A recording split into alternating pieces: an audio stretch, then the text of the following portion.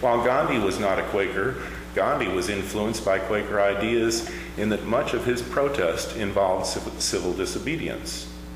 In an article entitled Mahatma Gandhi and His Myths, Civil Disobedience, Nonviolence, and Satyagraha in the Real World, author Mark Shepard says, "I've heard it argued that Gandhi indeed was a saint, since he was a master of meditation.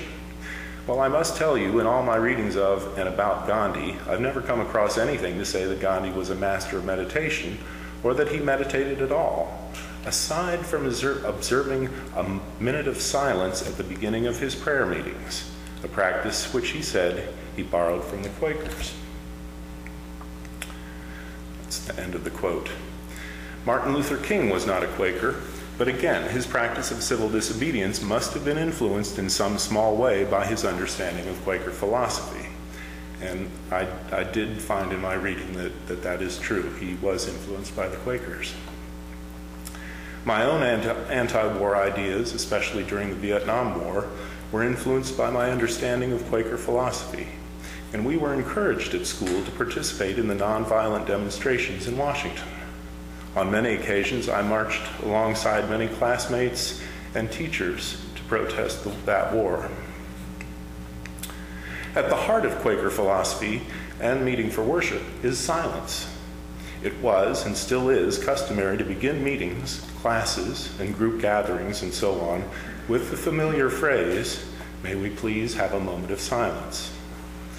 This very powerful moment gives everyone a chance to stop whatever they're doing, take a breath, and focus their attention on the matter at hand, creating a group unity, in that everyone is starting from the same place, equally on equal ground. It's a constant, gentle reminder that we're all one. It's amazing just how powerful that expression is, especially in a room full of 1,000 or more people, when everyone becomes silent, focused on one specific purpose. It's almost as if a magic transformation takes place in the atmosphere, bringing everyone closer together under God's umbrella. As a result of everyone having an equal voice, the group emerges from the meeting with what they call a sense of the meeting, which means that once opinions have been voiced, the group leaves the meeting with a group consciousness, which is hopefully a solution that everyone can live with. I recall one meeting for worship where students were questioning the existence of God. Certainly at some point in every one of our lives, we ponder the question, does God exist? And if God does exist, what evidence do we have to prove that it is so? After a number of students stood up and questioned the existence of God, a wise faculty member stood up and took the floor. He explained that God is like gravity. You can't contain it, you can't see it, you can't control it. You can't turn it on and off, but it's everywhere, and you can see the effects of God everywhere. We couldn't live without gravity. The law of gravity applies equally to all people, no matter what race, creed, skin color, no matter what the state of health or age, rich or poor, and we can see the effects of gravity constantly all around us.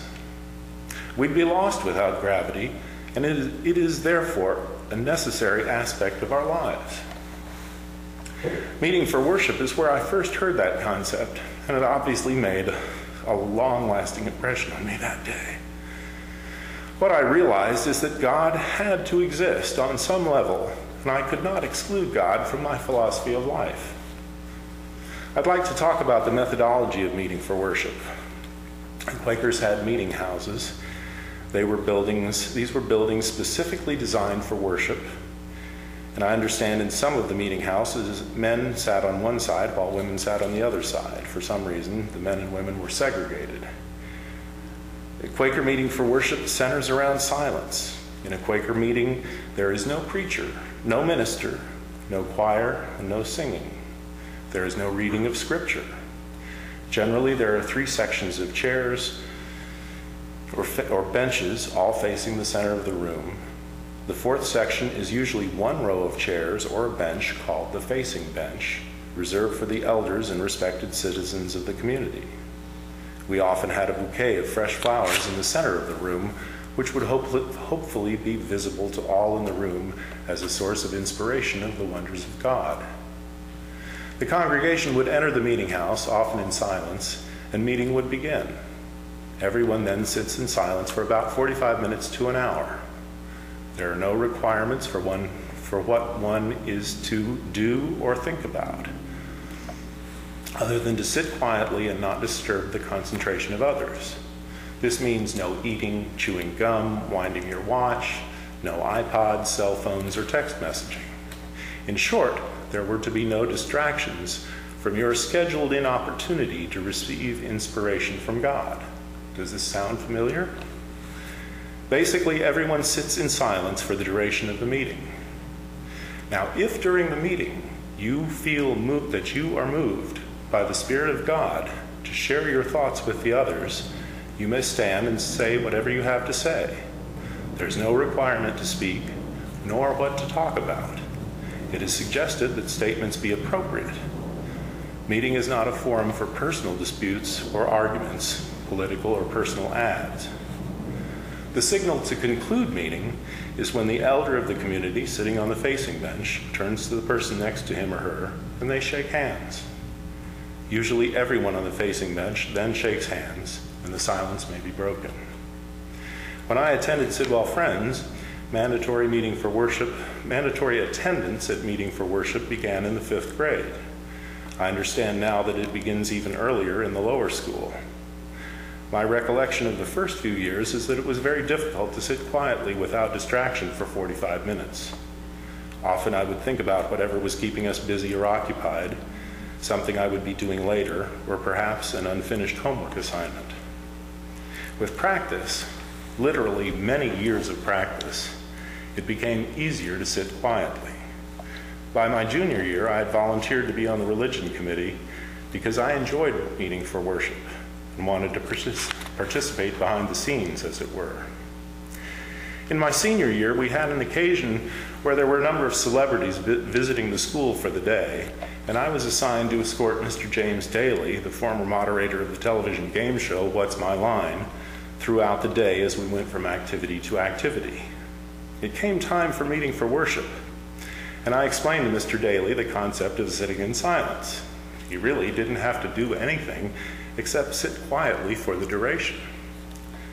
Now, in all fairness to Mr. Daly, his job on live TV was to avoid dead air or silence during the live TV show. He had, much to his credit, learned to fill that silence with his TV experience, and sadly, he could not sit still. At the conclusion of the meeting, he fled in search of an authorized place to have a cigarette, and I didn't see him the rest of the day. After relating this experience to one of my teachers, I got to see that I really was comfortable with and loved silence. My experience with Mr. Daly drove that point home to me and made it very clear. We also had yoga classes after school around that time, and I think that's when we really started to incorporate the idea of silence and meditation as being a necessary element in our daily lives. I suppose we always meditated in Friends meeting on some level, but yoga training helped advance that concept, and it included a very deep, satisfying, guided meditation.